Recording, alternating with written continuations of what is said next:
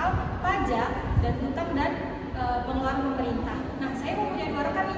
Yang pertama ada saya sendiri, Muhammad Agung Pratama Siregar dengan NIM 220500294. Di sini saya akan menjelaskan tentang stabilitas otomatis. Dan satu lagi rekan saya yaitu Halo, saya Rizka Amelia Artisa Kasibuan dengan NIM 220500214. Di sini saya akan menjelaskan materi tentang anggaran berimbang dan anggaran defisit. Nah, kalian pasti penasaran kan dengan materi kami? Yuk langsung aja simak video kami. Nah, jadi yang pertama itu ada anggaran. Definisi anggaran adalah sebuah rencana tertulis yang dibuat untuk kegiatan suatu perusahaan yang dibentuk secara tulisan itu jadi bentuknya kuantitatif, jadi dalam bentuk angka dalam jangka waktu yang tertentu, jadi nggak untuk selamanya. Nah, dari definisi anggaran tadi, di dalam definisinya itu ada 4 unsur. Yang pertama ada rencana, yang kedua mencakup seluruh kegiatan perusahaan, yang ketiga ada satuan moneter, yang keempat ada dalam jangka waktu tertentu. Nah, lalu ada kebijakan fiskal. Kebijakan fiskal itu adalah kebijakan ekonomi yang berkaitan dengan pemerintah. Nah, jadi laba bersih dari rumah tangga itu digunakan untuk menutupi pengeluaran-pengeluaran yang dikeluarkan, pengeluaran yang disebabkan oleh pemerintah.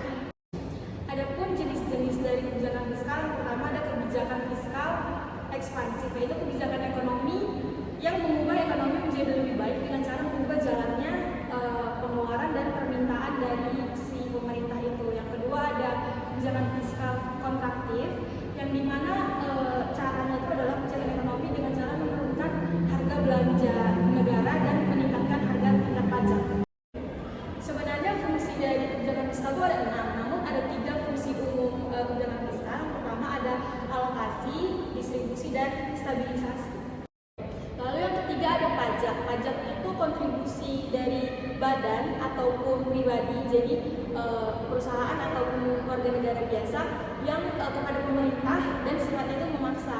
Lalu ada hutang dan pengeluaran pemerintah.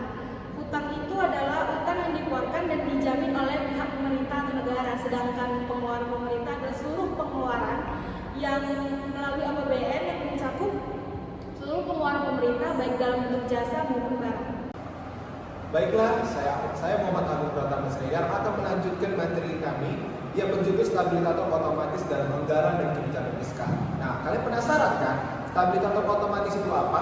Stabilisator otomatis adalah mekanisme dalam anggaran dan kebijakan fiskal yang secara otomatis mengimbangi fluktuasi perekonomian tanpa perlu tindakan langsung dari pemerintah. Nah, stabilisator otomatis ini berbanding terbalik dengan siklus bisnis yang dimana meningkatkan pengeluaran pemerintah dan mengurangi pajak selama periode resesi ekonomi dan mengurangi pengeluaran pemerintah.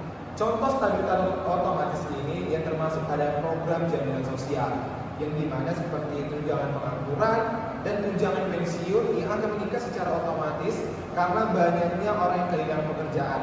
Tentu, hal ini akan membantu memperkuat permintaan agregat dan mendorong pertumbuhan ekonomi tanpa harus menunggu keputusan pemerintah. Dalam stabilisator otomatis ini ada 2 mekanisme.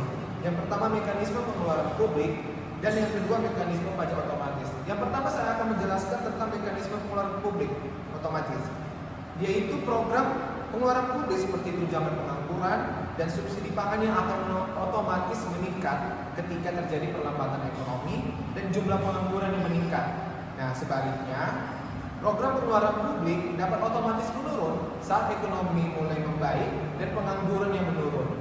Yang kedua, saya akan menjelaskan tentang mekanisme pajak otomatis, di mana pajak penghasilan individu dan korporasi akan otomatis berkurang saat terjadi perlambatan ekonomi.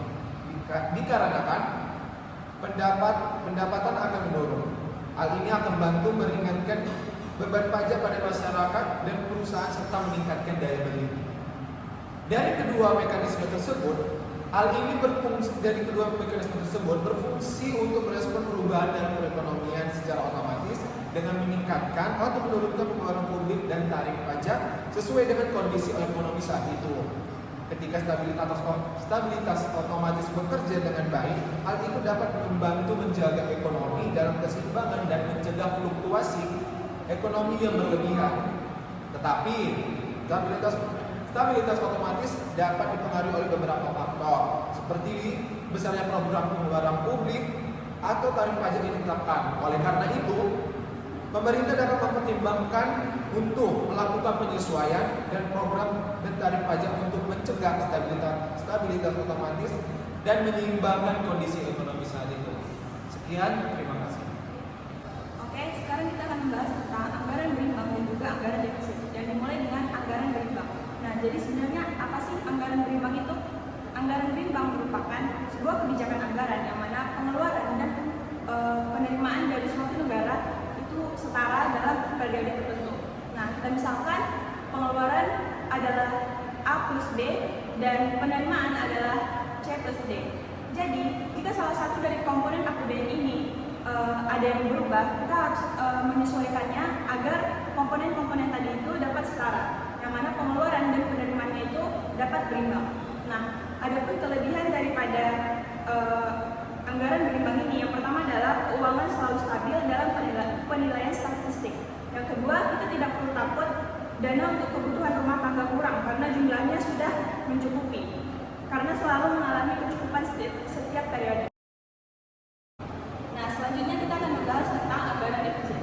Anggaran defisit itu merupakan suatu keadaan di mana pengeluaran lebih besar daripada penerimaan dan pendapatan suatu negara dalam periode tertentu. Nah, defisit ini itu harus dibayar karena jika tidak itu akan menciptakan adanya utang. Namun, faktor apa sih yang dapat